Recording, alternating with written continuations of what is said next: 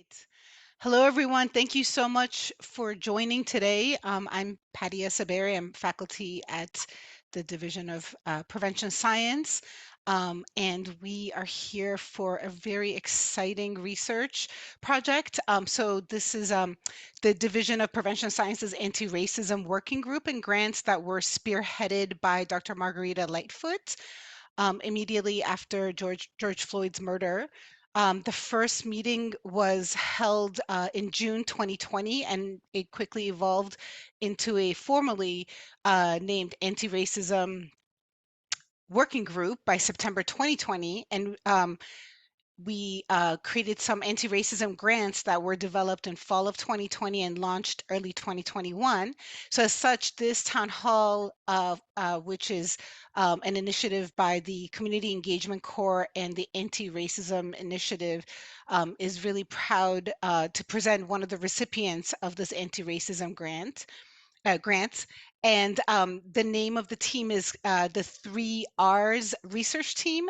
And we have our lovely co-investigators here. We have Barbara Green Ajufo, who is a research manager in the Community Engagement Corps and leads the Anti-Racism's Working Group's Media Club. We have Deepalika Chakravarti, who's a biostatistician with extensive research experience in behavioral studies related to both HIV treatment and prevention. We have Andres Mayrana, who is a qualitative researcher with a background in cultural anthropology and community public health. John Hamiga, who manages communications, period, but specifically for the division's Community Engagement Corps as well. And then we have Greg Repchuk, who is the PI of this project and is a professor at the division and directs the Community Engagement Corps. So they're going to present their preliminary findings from 3R's, Rethinking the Role of Research Incentives, a Feasibility Study. Please take it away. So first of all, just thank everybody for coming to this presentation. Padia gave a wonderful introduction and actually said some of the things that I will be saying on some of my slides, and I'll try not to repeat them. But the purpose of this study is to explore the acceptability and feasibility of restructuring research incentives to include educational opportunities. And today, there are many components to this study, but today we will just be talking about a few of the components which I'll be going over. So the presentation, we will definitely provide you with some rationale for why we think that restructuring research incentives could serve to address anti-racism. We will share with you some information about our participants and recruitment, the methods that we used in terms of collecting the data that we will share with you today.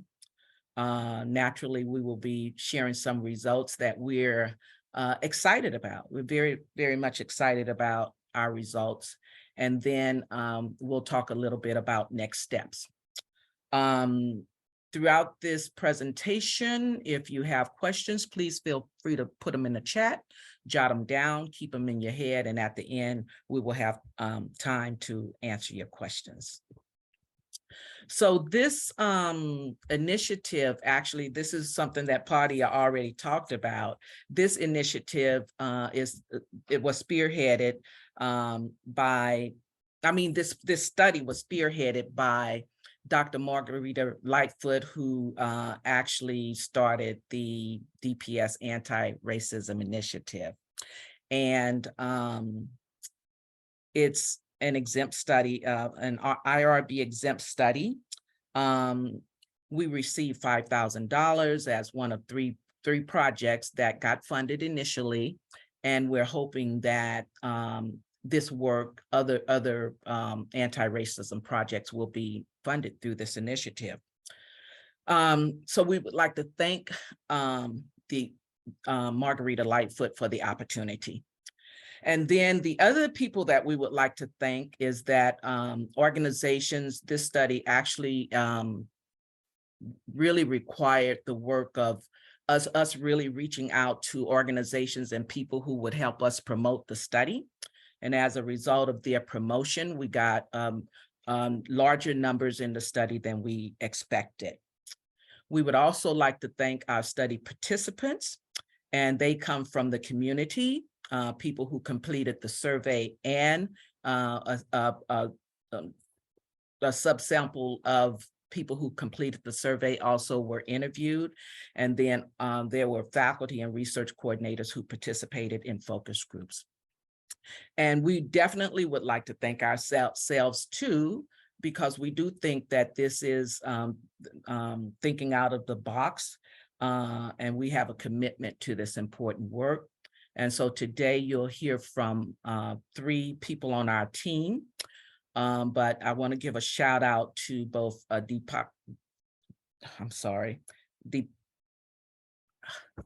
Barbara, Deepakala, and John. Excuse me? Deepalika, thank you, Greg. And John, who you won't hear from today, but they truly, truly are an integral part of our team. So just want to give them a shout out too.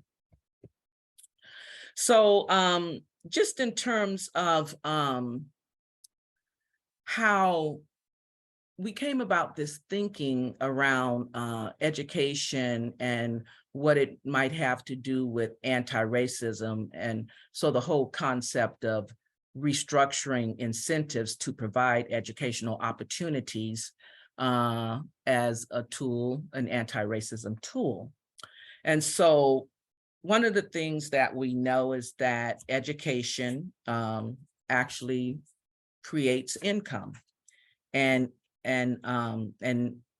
as education level increases, income increases. And so I want to share with you just some statistics from the U.S. Bureau of Labor Statistics and the National Center for Educational Statistics that include people aged 25 and above. And one of the things that we're real clear about is that Black and Brown people are systematically kept out of higher education. You know, the schools in the inner cities are not as good. There's income issues that keep people from seeking higher education, et cetera. But let me just talk a little bit about some of the statistics. So when we look at the median weekly earnings in terms of educational level, the median weekly earnings increases as educational level increases. And there's a dose response increase. And then also the unemployment rate decreases with education. So people in high school have a much higher, let me make sure I'm saying this right. So people with a high school diploma have a much higher unemployment rate than people with degrees, such as, you know, bachelor's degrees, master's degrees, et cetera. And again, there's a dose response effect there. And then when we look at educational level and we look at it by race, ethnicity, and we look at people that don't have a high school diploma, it's primarily Hispanics and the Latinx community that have the highest percent of not having a high school diploma, followed by African Americans, Blacks, African Americans. When we look at degrees, high school diploma or like an AA degree, there's no real clear disparity. But the minute that we look at a bachelor's degree, having a bachelor's degree, then there is a disparity or an inequity.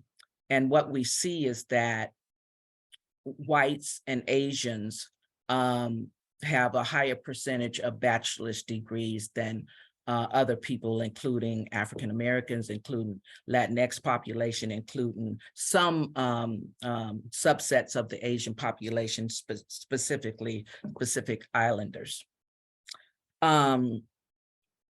So that's setting the tone for saying that, education matters, it impacts income, etc. And then there's the issue of social marginalization. And we know that it includes poor and low education level. And for some people who participate in our studies, that they are socially marginalized.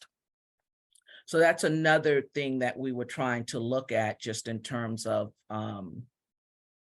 tapping into populations that could benefit from educational opportunities.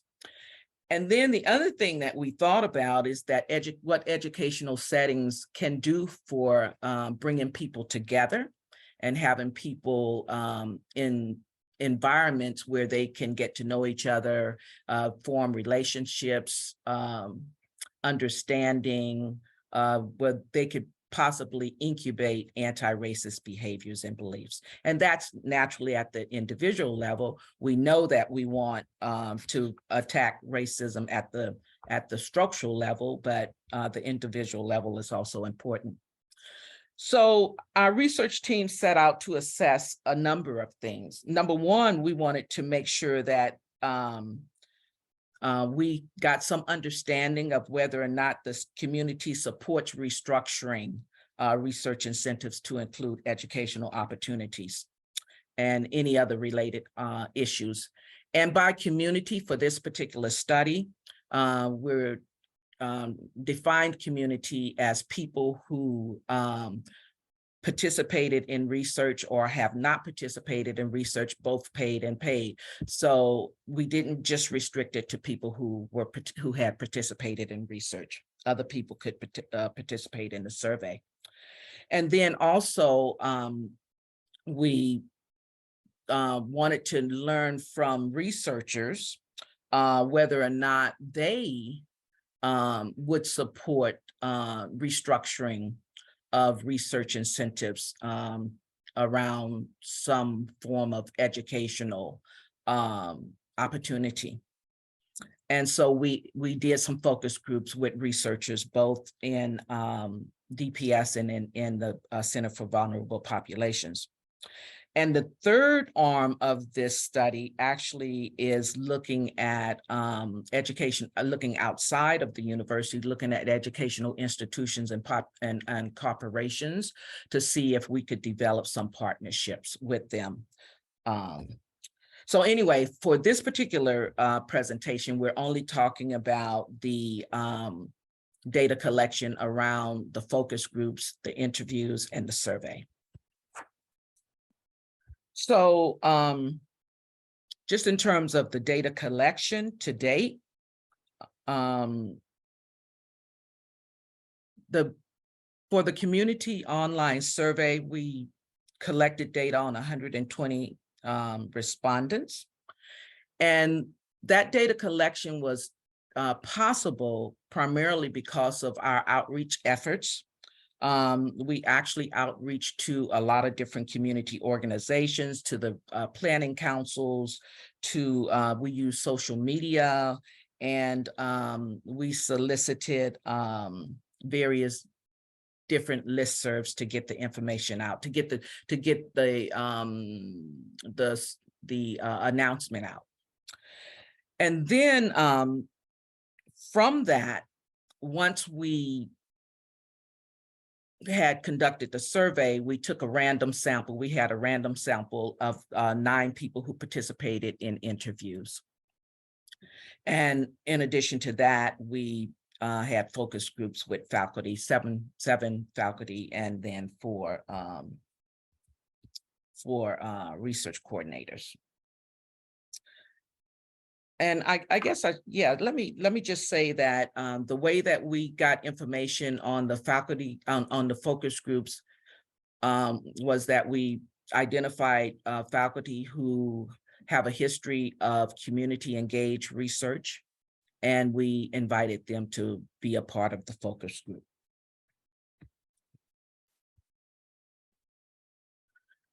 So now we're going to look at our survey sample, some findings from our survey sample.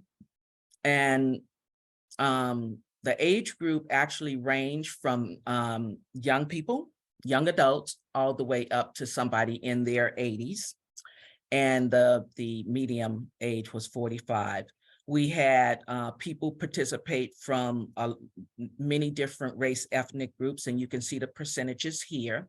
One of the things that I would like to point out is that we did not want to just say other, because when people participate in surveys, they like to see themselves. And so if you look at the last row in that first table, you'll see how other is broken out.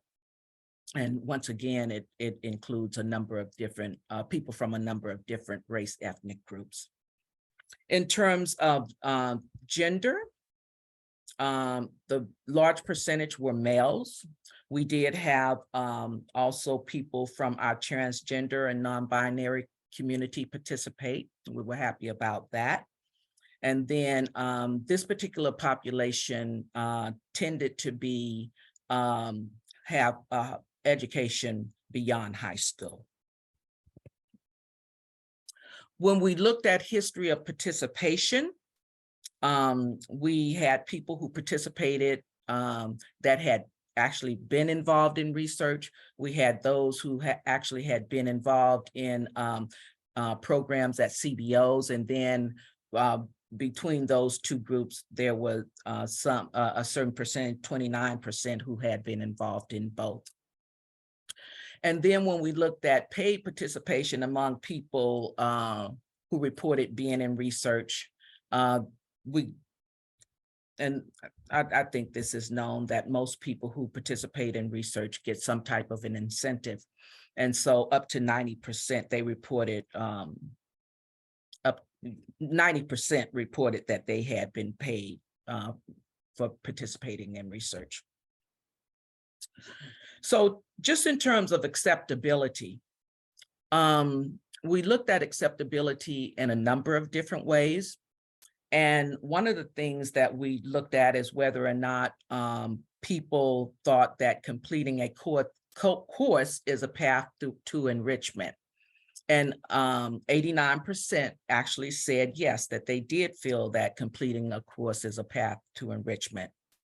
And then when we looked at whether or not people would, the likelihood of if they were offered an incentive to enroll in a course of their choice, then we can see that a large percentage also felt that they would, that it was likely that they would actually enroll in a course.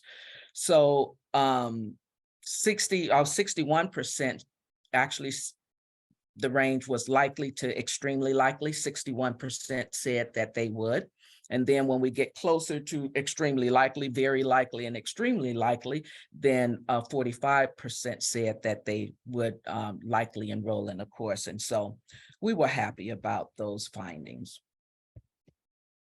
Another way that we looked at acceptability was to ask people to consider a scenario of, if they were offered cash, or they were offered the opportunity to have be enrolled in a course, to have a voucher to enroll them in a course, or whether or not they would want cash and a coupon.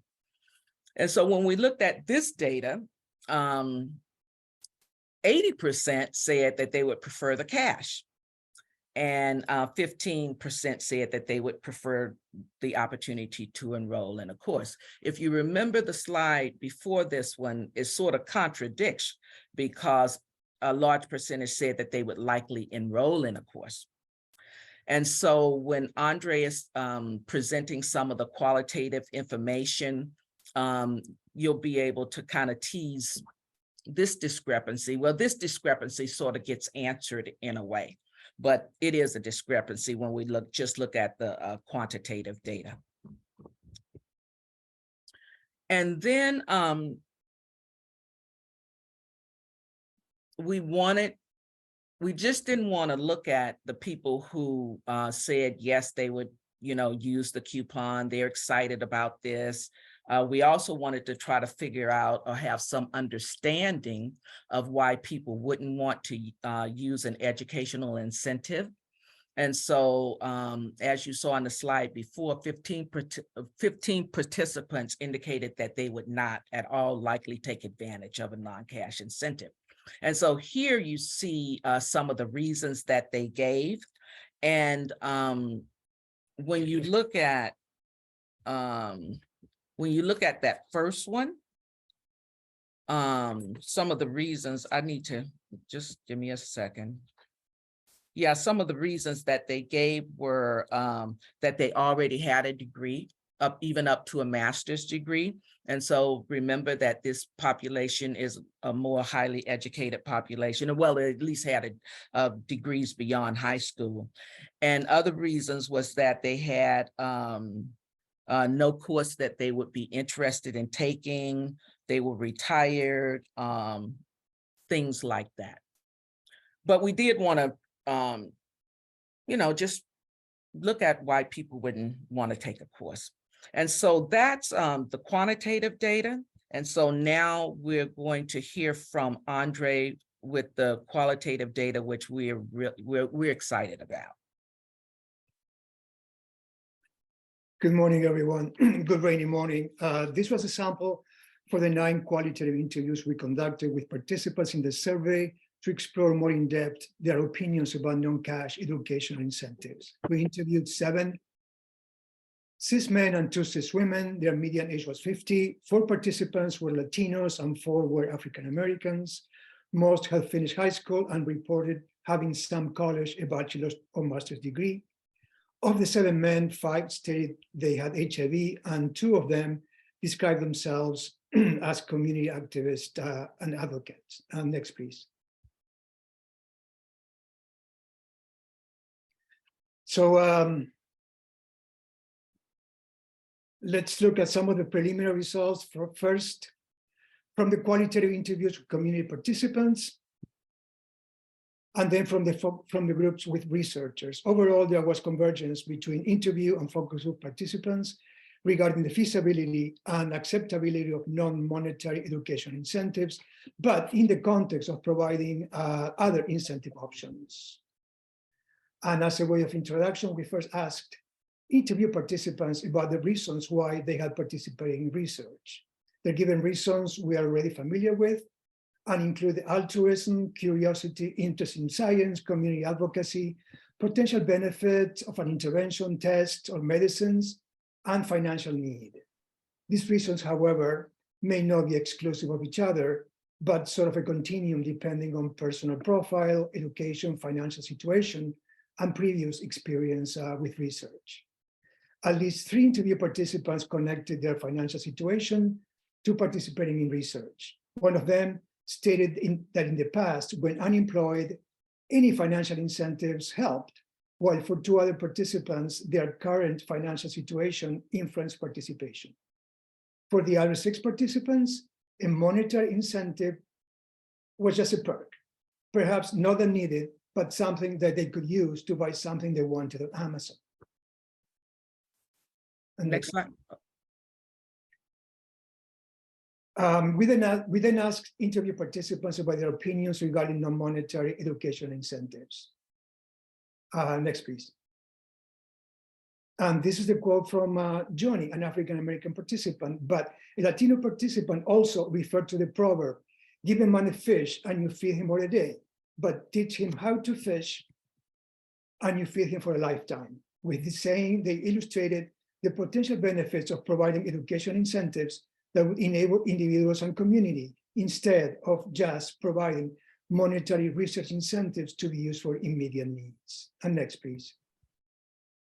Overall, all interview participants considered that education incentives to take a course of their choice were acceptable, taking into account that offering education incentives may help open up different opportunities and may facilitate access to education and/or break down barriers to further education, contribute to self-improvement, exploring interests, developing or updating skills, help advance life in new directions, facilitate exposure to other people and environments, which as a result may also help improve race and ethnic relationships, and overall also perhaps contribute to self-empowerment.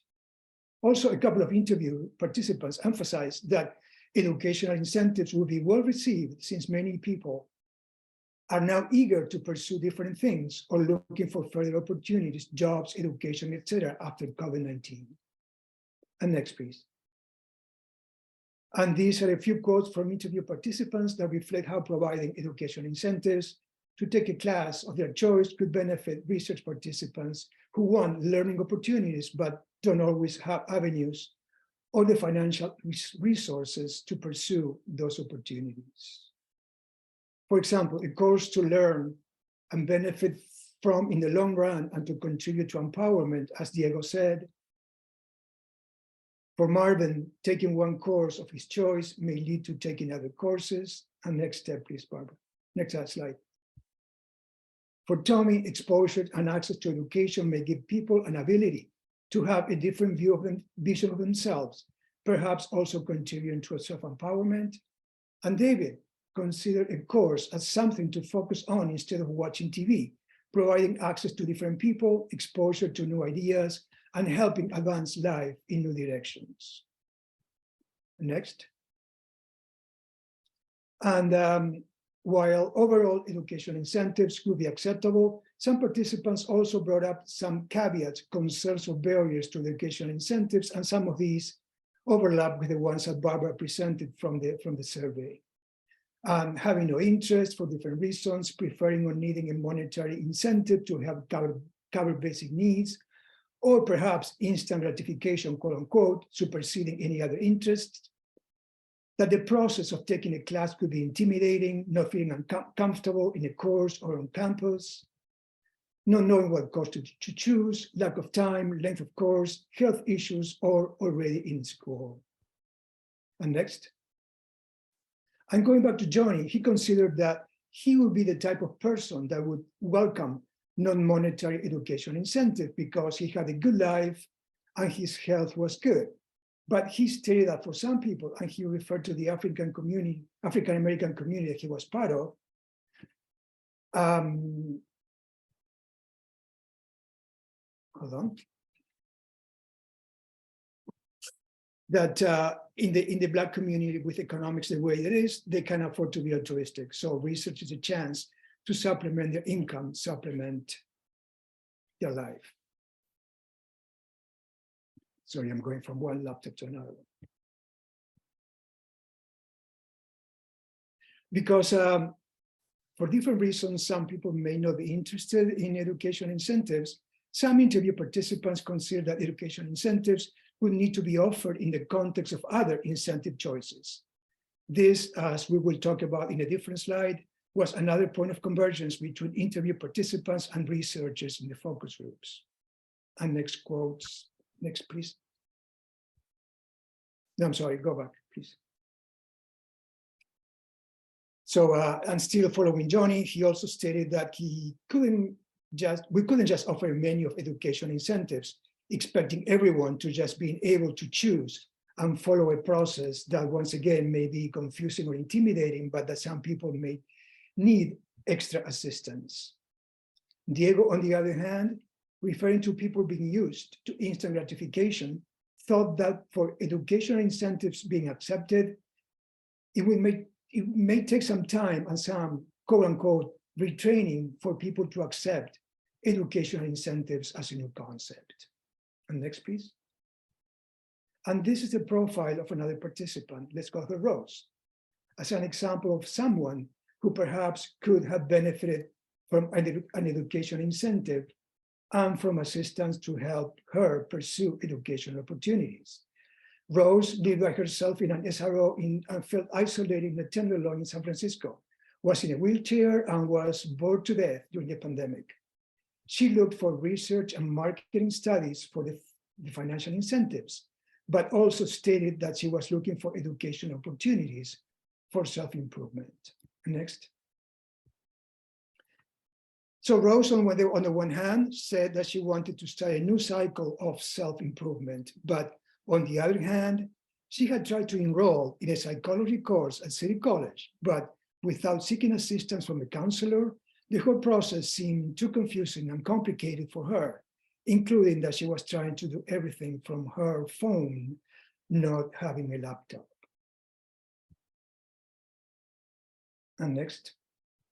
So let's switch to the opinions. I know I'm rushing here, but just looking at the time. So let's switch to the opinions of researchers in the focus groups. We conducted 3 discussion groups with 11 researchers, faculty and study coordinators at the Division of Prevention Science and the Center for Vulnerable Populations.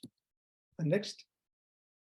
For researchers, education incentives would also be acceptable as part of what some of them considered a dire need to revisit research incentives that would take into account the reasons why different populations participate in research, and in the context of providing different incentive options, including monetary ones, but with community input, since education incentives may not be appropriate for everyone. For them, restructuring research incentives to include non-cash education incentives would be feasible with the right system or structure in place provided by UCSF. And next, please. And these are some quotes reflecting those points. Provide participants with incentive options they can choose from according to their preference or needs as an element that has not been included in incentives before. And next. More quotes.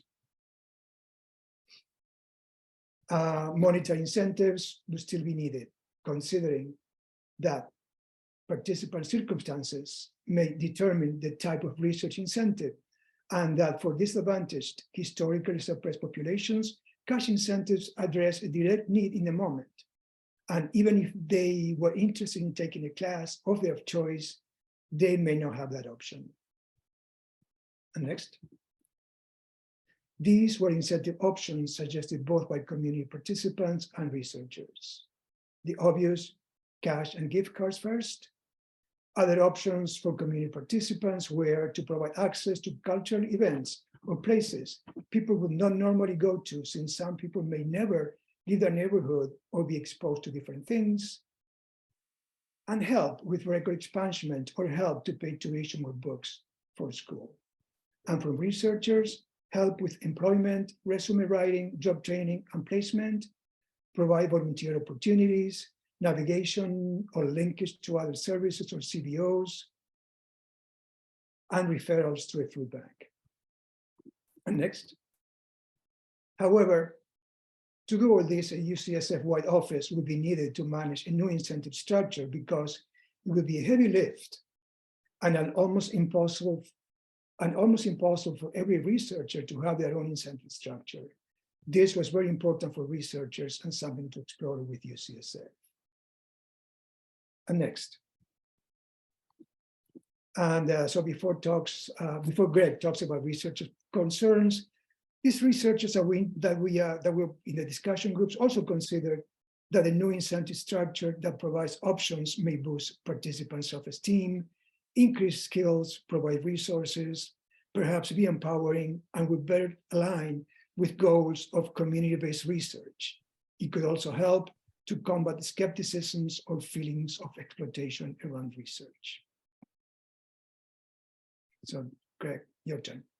Oh, thank you. Thanks, Andre. That was really excellent. And every time I hear you present and talk about the focus groups and the interviews, I learned something new. So thank you so much. And thanks, Barbara, for your awesome summary of the survey and the background of the study. I think when we went into this project, I didn't realize what we were tapping into.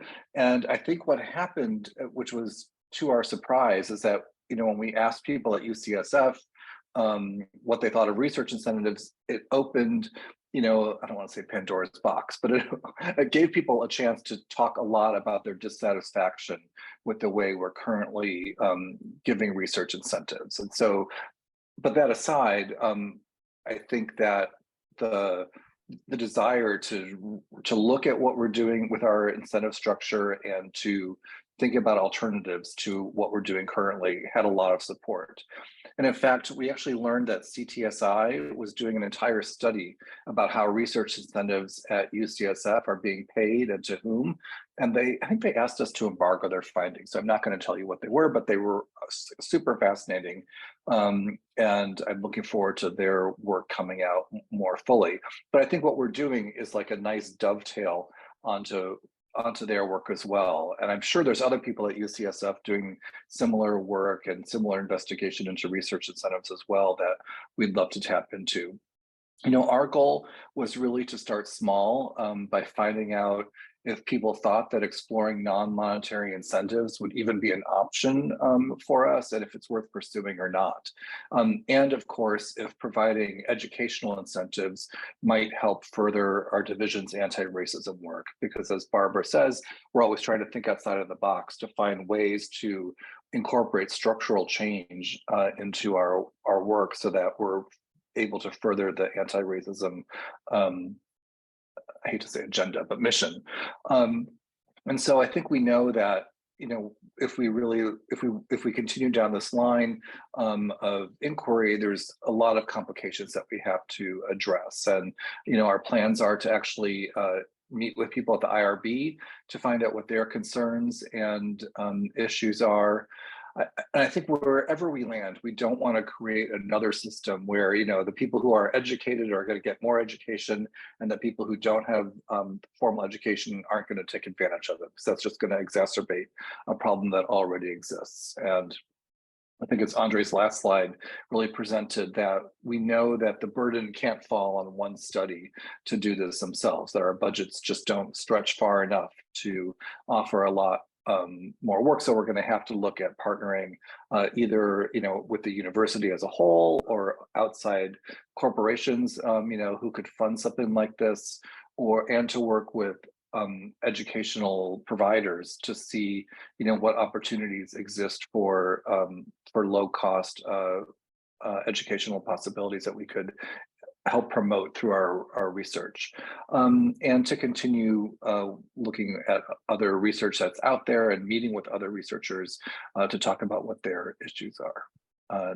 Next slide. And so really, I think our next steps are to, you know, to kind of hone this presentation and figure out how to chunk it down into manageable portions for you know, for others at UCSF to discuss. We'll keep discussing with CTSI and would love to do maybe a larger presentation on research incentives as a whole, and then meet with other potential community partners about it. So those are some of their those ideas. And I think that's it. Is that the last slide, Barbara? It is the last slide. So thank you all. And I think we have about almost 20 minutes for your reactions. And we really do want this to be a discussion because we're curious to hear what you all think. You know, is this a line of inquiry that's worth pursuing more? Or do you think, it's a big, you know, nothing sandwich? I don't know. So I'm curious to hear I think we're all curious to hear what your reactions, because this is the first time we've really talked about it outside of our research team. So I'll turn it over to Padia to. Thank you. Yeah, I think that was really wonderful to hear. And I kind of want to get your slides to go through them one by one, because I feel like there was so much detail in them that we had to go through quickly. So maybe actually maybe we could, there's a couple of really good questions in the chat. And I'm just wondering if we can start with Luz's question. Luz, do you want to come off mute and ask your question, or if it hasn't already been answered, is Luz there? Oh yeah, I can start answering Luz's question. Sure, go ahead. I think Greg answered part of her question. Assistance may be needed, and Johnny, he was the one who said that some participants may need assistance, and that's why a process, an office, that someone dedicated to do this would need to be in place. So this kind of research incentives would be feasible. But also, Luz, you're right. We only interviewed nine participants who had taken the survey. And in the survey, we asked all participants if they'd be interested in participating in an interview, and not too many of them said they were. So in a sense, we are sort of limited to the ones who said they were interested in participating in an interview. And of those, most already had either high school or a higher degree. So in that sense, that may be a limitation of our study, that we couldn't really interview more in depth people who have not completed high school, etc. So that could be another next step. Luz, did you have a follow-up question? Because I just saw you come off your No, camera. Okay. I appreciate that answer. Thank you for clarifying. I think that that could definitely also be perhaps a limitation of when we think about the data and how we present it, in that the differences in education and people that are reporting that they would want, that they would gain from or that they would prefer a class or a voucher of some sort. I think it's really important to definitely include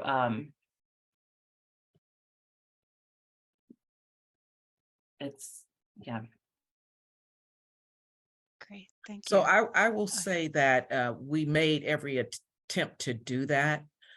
We definitely recruited from various different community-based organizations. The whole is like, what drives people to participate in research, right?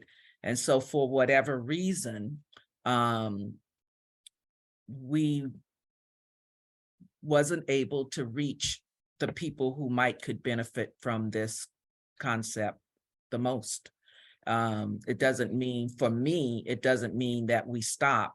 It means that we continue, because we need to reach the right people and we need to move the findings that we currently have forward.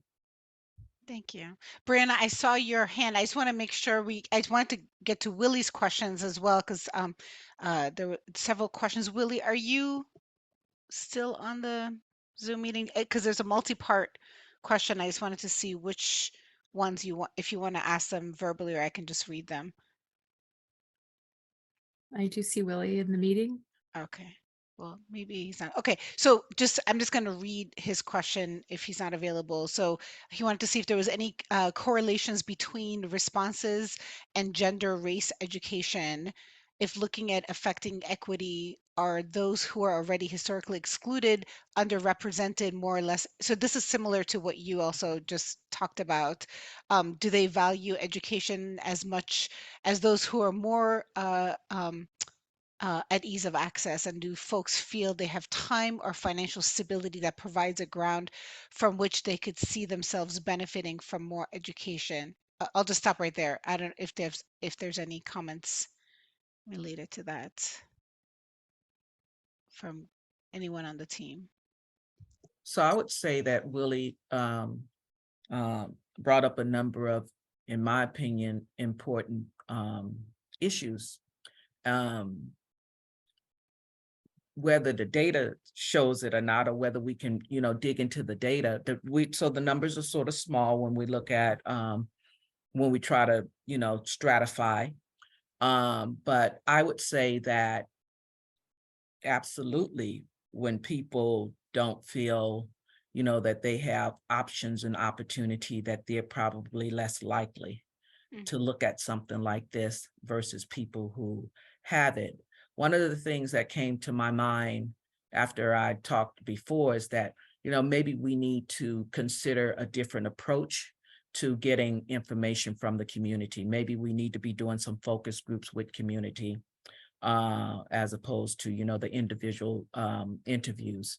Maybe, just put ourselves dead center in the community and see what can happen in terms of getting people's interest to have these discussions. Thank you, Barbara. So Brianna, let's go to you, and then we'll go to Susan afterwards. Yes, hi. I was listening to this and thinking that this was an amazing idea. But also, as I listen to this, I think that this is a time for us to work with our community partners to really create and strengthen our bond with our community partners, to have them engaged in this conversation and this process, but also working with them and colleges to not just have a voucher for a course, but actually see if we can pay for a course for people to start and complete. I know that that is a lot of money, but I think that would allow people more access and more accessibility to explore the option of even taking a class and being able to finish something. And if we work with those community partners, because I know that this is a heavy lift for UCSF, but if we work with those community partners, maybe they can create that bridge from UCSF to community partners to college. And just if I can chime in for one thing, Brianna, I think that is awesome. And for those of you who don't know Brianna, one of the agencies that we're working with is CalPEP. And, you know, we often hear the executive director there talk about the need for the folks in the community to have more education and more experience so that they are, you know, equipped to get a job and to stay in the job over time. And so I think that would be great. And I think, and just to say one thing that we've talked a lot about on our team is that, you know, if an opportunity like this, you know, a course credit, a free course that people could take serves as a entryway into, you know, meeting new people and different kinds of people and getting exposed to new ideas. And, you know, that could it be, we don't think this would be the solution, the ultimate solution to that reduce educational disparities, but it's sort of one, like the first step along a way or something like that, that it's just getting the thing, getting the opportunity started for people, I think was a hope. Yes, thank you so much. That's a really excellent question, Brianna. Thank you. Susan. Well, it's a good lead on. I mean, I appreciate Brianna first mentioning it, and I'm following up with what she was saying. I really, you know, the issue about that a voucher isn't enough, so that if someone does want education, simply giving them a voucher isn't enough. And so I think we would need to obligate some of our research assistants' time to help people navigate through the system. Because as soon as they run into problems, then, you know, they don't know what to do. And so whether the person is tech savvy, so can help them on their using their phone or something like that, you know, it just, I think we just have to get away from the idea that we simply give them a voucher and everyone will be able to use it. You know, these systems are complicated. I'm not, I understand Brianna's point about working with a community-based organization, but I'm thinking about times in which you are working with a community-based organization on your intervention, but you might be having a, you know, a group of people who are filling out surveys but aren't connected to that CBO. Like if you're trying to look at an you know, the efficacy of an intervention, one arm of it has to do with working with the CBO, but you might be trying to keep your study independent of the intervention. So I think it still may be that UCSF investigators have to add that into a percent effort for someone to be working with the community on following up on incentives. Yeah, Susan, the researchers in the focus were really clear that this couldn't be done on a one-on-one basis, because it'd be like too much of a burden for research assistants, study coordinators, and participants would come to them with say, oh, how do I do this? What class do I choose? Help me, help me, help me. So it'd be needed, I mean, a UCSF-wide office, someone else would be needed to pick up this, to do this job, to do this. Yeah, that makes sense. Can I also add in, working in community-based research, what we've seen is people love a buddy system. So if this moves forward, maybe we can create a cohort of a group of people that go into this together that can kind of depend on each other and rely on each other to finish it together. I think that would be so much helpful if we could create that type of structure. I love that. That's a great follow-up to this research as well. And also, I was also thinking if part of the education could be offered as part of the structure of the intervention. So, like the coursework is part of the intervention as well. There's some way of combining the two. Judy, coming to you. Thank you so much for this great presentation. I remember this as a idea that Barbara was talking about, and it's wonderful to see it come to fruition. And the discussion is also really great. I think the biggest takeaway for me is that in terms of answering the question about, you know, are monetary incentives the only incentive that we can offer, right? And the answer is clearly no, that there is interest, there are interests, but we would be lying to ourselves if, you know, if we were trying to say that cash were not the most fungible resources there are available to us, anyone. Cash is primarily the most fungible resource that we have that we can leverage, right, to meet needs. And so, of course, it would be priority. But insofar as, you know, can we offer other things as, you know, other than cash incentives, you know, other than courses? I think the data, I mean, this research helps to answer that for me, is that, yeah, you know, there are other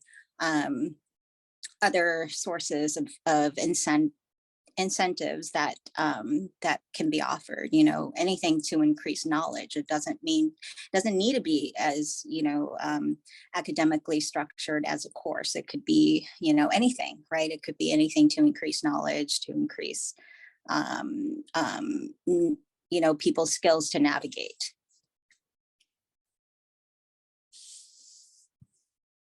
Thanks, Judy. I just want to pause to see if the team has anything.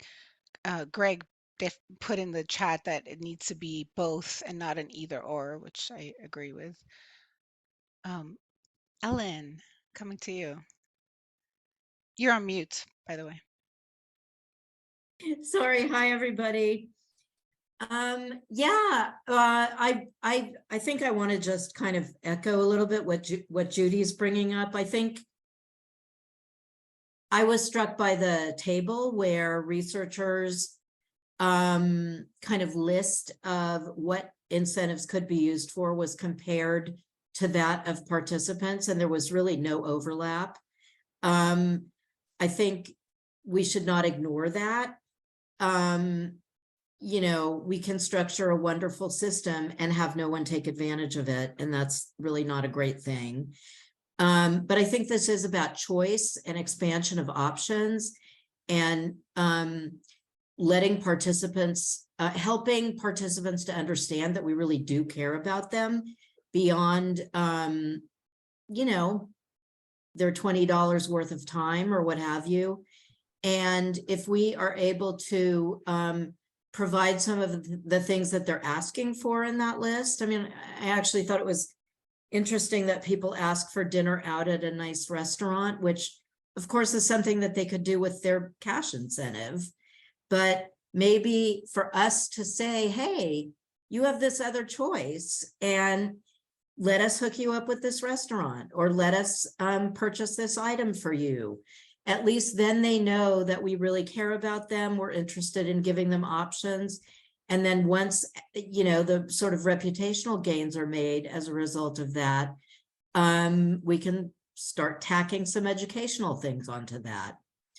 But I think this is kind of a long process, and, you know, have to balance meeting meeting participants with what they're asking for, with what our agenda is, which is educational opportunities, which doesn't seem to be what participants are looking for on the face of things.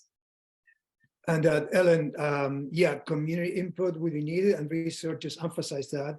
And Brianna, I mean, knowing that this may be a long process, and Brianna, one of the community participants also said that once you start the process, I mean, you mentioned, Brianna, like a buddy system. Once you start the process, you know, they could become ambassadors and go back to the community and tell them, hey, UCSF is offering this. Why not? So it'd be like just something that would take some time, but it could be doable in the long run. Barbara? Yeah, so I would like to say that the beauty of being involved and actually sitting with people and feeling them and, you know, hearing their words. I just want to say, Ellen, the whole issue around that dinner, you know, and you said they could actually take their money and they could go have a dinner. But the whole issue around that is that sometimes we're dealing with people who have never done something, have never had an experience. And so that's what that statement was all about, is that some people have never just, you know, put on something nice and gone and had a nice dinner. So anyway, it's just a whole lot. It's complicated. But thank you for bringing that up.